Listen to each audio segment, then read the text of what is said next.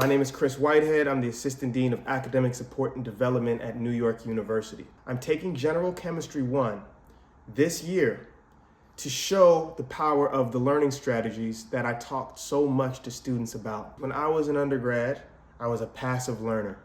I was a C student. I did not try or apply myself as much as I should have, sometimes if at all. There were some semesters where I tried, there were others, most, where I did not. However, that changed when I went to grad school.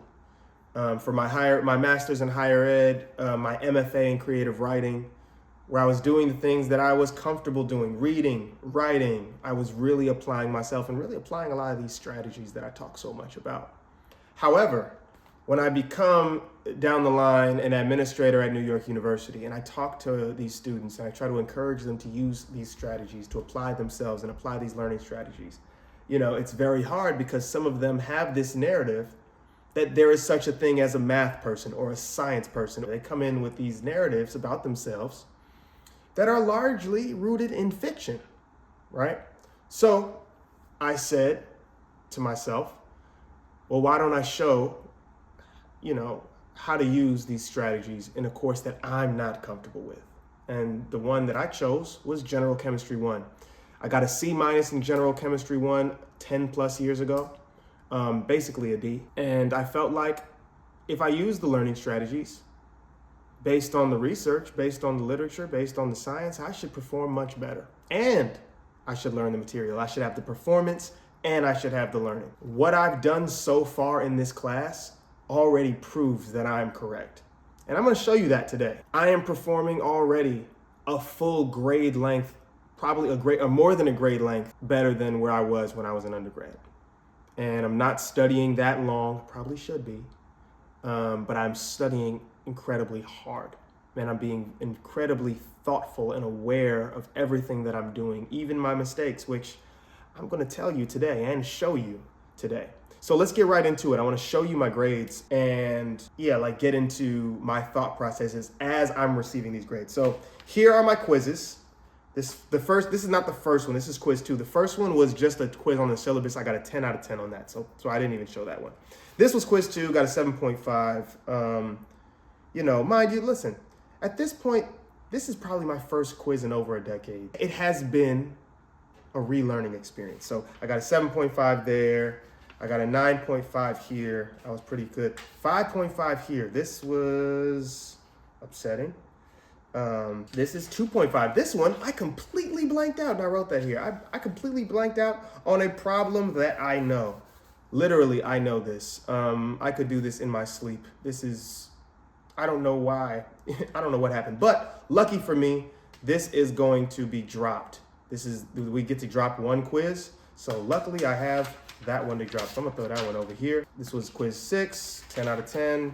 Now I'm starting to hit my stride midway through the semester. Quiz 7 right here. And then this was quiz 8. This was our most recent one, quiz, that's 6 out of 10 here. But let's get into these exams. So as you can see, I got an 82 on this exam and I got an 80 on this exam. Now this is actually an 83.5 with the curve. So this is actually an 83.5. This is what it read. When I went to go check my exam, it said 83.5. I was surprised today to see that it was actually an 80, but with the curve, it's an 83.5. Okay, so we'll talk about this one in a second. But I want to talk about this one. I want to talk to you about my process of thinking for this one. So for exam 1, we covered chapter 1, chapter 2, and chapter 3. So this is kind of like early chemistry stuff, empirical formula, molecular formula, limiting reagent. I was very confident going into this exam. I studied very hard. I studied the way that I feel like I should have studied for exam 2, except for one little thing, and that is attention to detail. What you see here is an 82. Truly, this should be a 90. Now, I'm not trying to be obsessive about the grades, because I'm proud of this grade. I worked hard for this. At the same time, the reason I was upset after receiving this exam and seeing that it was an 82 and expecting, at least an 88, is because of this problem right here. I'm going to show you this problem right here. This is the problem I come to. Now, honestly, this one too. Like this should, I lost 2 points here, but honestly, I know better than this. I was not thinking. They were looking for isotopes, and I was putting what was right on the periodic table. I should have known that. And I know, yeah, that was silly of me. This is an easy 4 points. There's absolutely no reason for me to get any of that wrong. These are easy 4 points. Okay, 2 points. Yeah. Unacceptable. Okay, but this problem right here, as you can see on this document, there's a lot of checks. That checks me. These checks you see, this is me doing the right thing. There's a check here. There's a check here. There's a, you know, the grader is saying, wow, he's doing the right thing. So then it's interesting when he gets the answer, he puts a question mark. How did I get the wrong answer, right? This was my weakness coming in, and it is still my weakness as I make this video now. This is a lack of attention to detail. This is overconfidence. This is when I'm in this is the reason I get this problem wrong. When I'm converting oxygen from grams into moles, I use the molar mass of H2O because I'm moving so fast. I'm using the molar mass of H2O and not oxygen, which is 15.9994 grams. I use this mole and it throws off everything. Why does that matter? Because this problem is required in order to do this problem and this problem. So because I got this one wrong, this and this, and I knew this was wrong because I knew this was wrong. I didn't know what I did wrong at the point because I was like, I did every step right. I don't understand. So I'm not going to harp on this anymore. This was a lack of detail. Which brings us to exam 2. Exam 2, after I had known that I had made so many small mistakes, what I did was every time I did the written homework, and again, my favorite part of this class, my favorite part about the instruction of this class is that the professor gives written homework graded on completion. Not if it's right, not if it's wrong.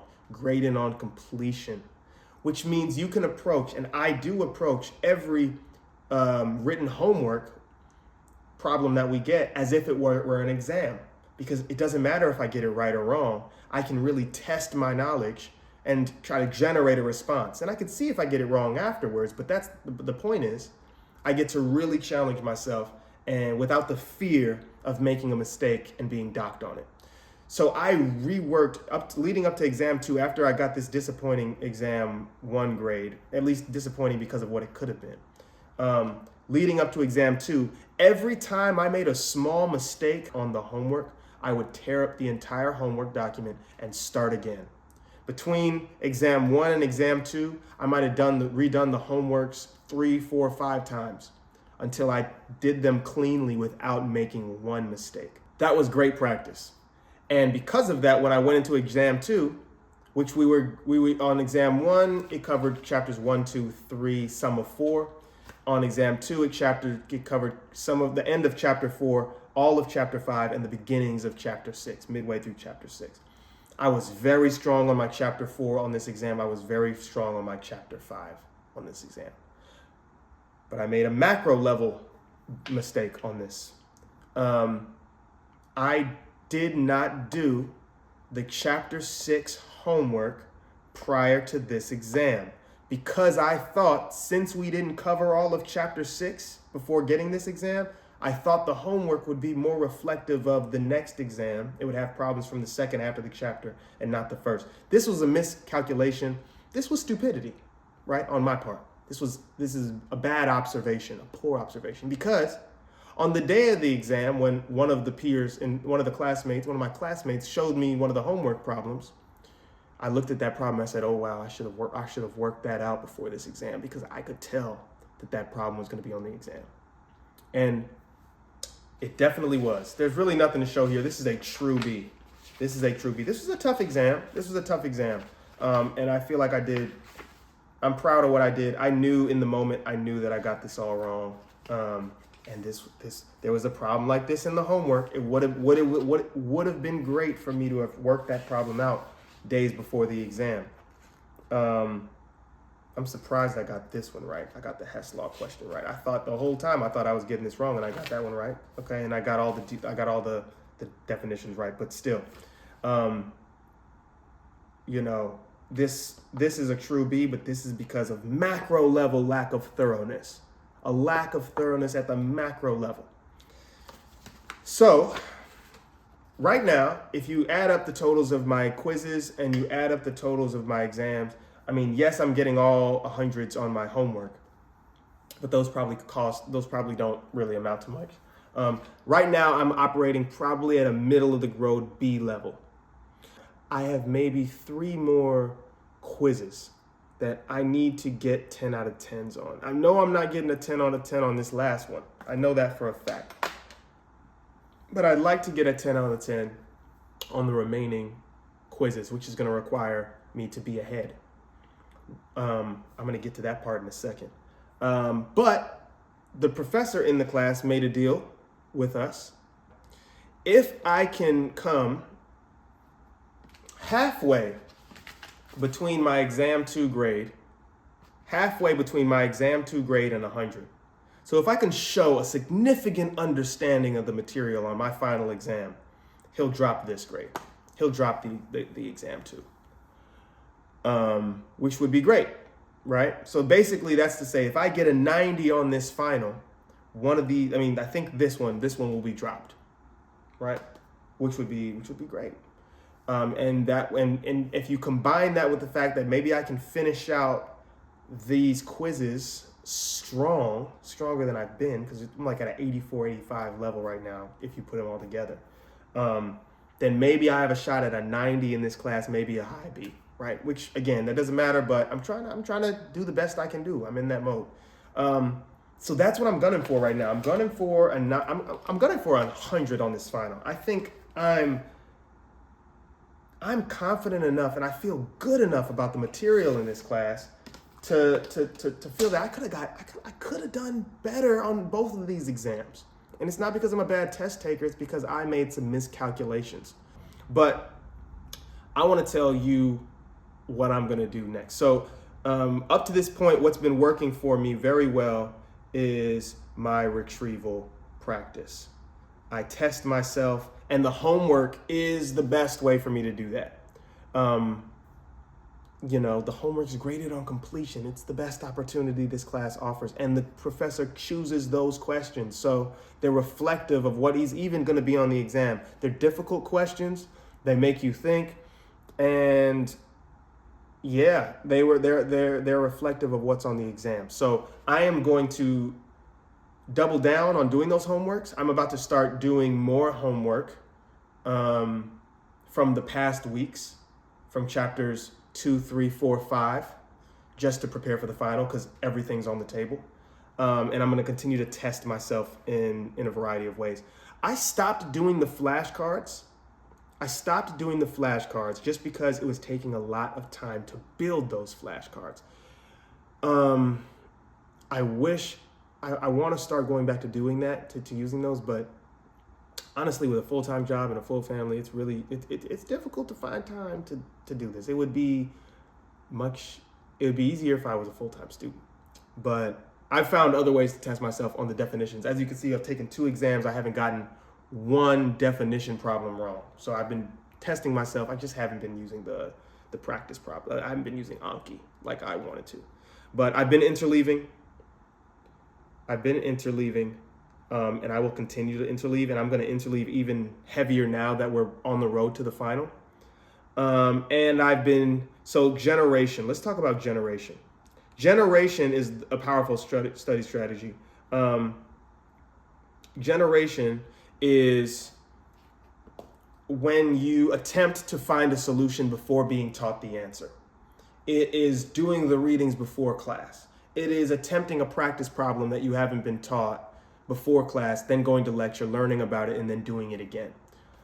I will say this, I have not been consistently doing this. There are some lectures like this week where I am coming into the lecture and it's my first time looking at the material. When I do that, I feel lost immediately. And I come to every lecture, I sit in the front row and I'm locked in. But I feel lost on the weeks when I am not reading the material or practicing the problems before the class. On the weeks where I do come into class, like I did this for all of chapter 5 for the gas laws, I was doing practice problems before the lecture. I was coming in, I'm learning about the gas laws. So it's, even though I'm still making sense of the material, it's sticking and landing much better. This is really a key for me. I haven't been consistent on doing this. I have not been consistent on doing this. So if I were doing more of this, and I will be, I think I'd be performing better on the quizzes and the exam. Definitely the quizzes though. I've been spacing. Like I said, I really haven't been studying that much. I study sometimes an hour a day, sometimes 2 hours a day, and then most times between 1 and 2 hours, or not at all. And when I don't study at all, that is on purpose. Because again, because I'm only taking one class, I don't want to kind of just, go all in 5 hours a day doing this and then just do well in the class. Because if I spent 5 hours a day, just grinding and using these strategies, I would get all A's. It'd be light work. But one, that wouldn't make the point that I'm trying to make, because then students would say, oh, it's the only class you're in. So I'm trying to pretend like I'm in other courses and that I have other responsibilities, and I do, obviously, but I'm trying not to pour too much in this class. I will say I don't think I'm pouring enough, because I feel like I should be performing much better than I'm performing. Having the feeling that I'm learning. I do feel like I'm learning this material. I do feel like my brain is working really hard, but I'm not performing at the level that I want to perform at. And I think that is because I'm not studying enough. So I think as we lead up to the final, I'm gonna kind of go more to the 2 hour range. I still don't want to get into the 3 hour range. I did do 3 hours the week of the exam. I don't want to do that again though. I want to kind of stay in the 2 hour, maybe even 2 hours and a half. So I've been doing retrieval, I've been interleaving, I've been doing generation, I've been doing spacing. For the final, one thing I have not done this entire time, and you know what, actually, this is very practice. Wow, look at me. What I'm going to do leading up to the final, which is something I have not done right now. My big problem right now is thoroughness. It's attention to detail. I've been doing the practice problems. I've been reading the textbook and testing myself. I've been wrestling and putting a lot of effort into this material. What I have not done, like I just said, is varied practice, switching up the ways I approach the problem. I had this thought after the exam. I said, I'm a writer. I like to write. I love to write. Why am I not writing? Why am I not treating this course as if it were a literature course? Which is to say, I preach so much to students about putting in more effort, putting in the right threshold of effort. Meaning, don't be too difficult. Don't make something too difficult for yourself. It has to be just the right amount of difficult. I fear that I've gone 2 exams not realizing that I've been making my study strategies, they haven't been difficult enough. They haven't been effortful enough. I thought they were, but I fear I might be wrong. So, to make my practice even more effortful, I have begun to write paragraphs about the concepts that I'm learning, as if it were an essay. Because that's what I do. I'm a writer. That's what I do. I should have been doing this from the beginning. I'm surprised that I didn't think of this before. But I think maybe once or twice a week, I'm going to start doing practice problems. And after I'm done with the practice problem, I'm going to write a paragraph about the concepts that show up in the practice problem, why I did the practice problem the way I did, my thought process while doing it. That is going to be incredibly annoying to do, but I think it will help me think about the material even better. That is not something I've been doing. I've been doing all practice problems and reading and testing and doing active recall. But I think I need to put pen to paper and write. And that's what I'm going to do leading up to the final. So I'm going to interleave these practice problems. I'm going to do stuff from chapter 2, chapter 3, chapter 4, chapter 5. We're still learning about chapter 7. We're about to learn about chapter 8. So I'm going to learn those things as I'm relearning stuff from chapter 3, remembering stuff from chapter 4, et cetera, et cetera. I'm going for high performance and high learning. I think I'm achieving high learning. I'm not achieving the performance that I want. And I think I just need to put in a little bit more effort. I think what I've been doing has not been challenging enough, especially because I've not been putting in that much time. I've been putting in a mid-level amount of time, not even, remember, this is not per day. This is every other day maybe. And while this has been effortful, I felt like it's been effortful. I think I have another level I can get to of effort I can get to really get the performance and the learning I want. And that's going to be writing. In addition to this, I've already started going to more office hours. I'm going to the group office hours, and I have a conversation partner who I talk to once a week, and we work through problems and have conversation about the material. So listen, y'all, I need to do well on this final exam. And if I do well on this final exam, if I do well on these quizzes, I think I can get an A-. And if I can get an A-, or if I don't get an A-, if I get a B or a B+, I'll have already made the point. And the point is, if you do the study strategies, you'll learn better and you'll perform better. Remember, I'm not coming from high school where I just took the AP in Gen Chem or I've just taken general chemistry. I hadn't done this stuff in 10 years and I'm getting a B right now. Basically, if we're at the end of the day, I'm probably getting a B in the class. For you, you're taking chemistry in high school and you're about to come into the college level into a rigorous college course, right? If you use these strategies, you'll be doing better than me. There's a lot of students in the class right now, who are killing it right now. And that's because they're using the strategies, and that's because they already have the foundation or somewhat of a foundation of chemistry or, somewhat of a foundation of algebra, right?